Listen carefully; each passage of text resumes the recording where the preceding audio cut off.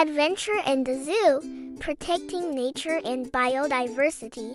On a bright morning, a child named Aria decided to explore the zoo in her city. With great excitement, Aria came to meet various animals from around the world. Upon entering, she headed straight to the habitats of lions, zebras, and elephants. With a keen curiosity, Aria asked the zookeepers about the food, habits, and living environments of each animal. She learned that these animals need to be protected and valued. Aria also gained insight into the importance of biodiversity and conservation efforts. After exploring the zoo, Aria felt inspired. She promised to take better care of nature and the animals around her. Her adventure was not only enjoyable but also provided valuable learning experiences about the significance of preserving biodiversity and respecting other living beings on Earth.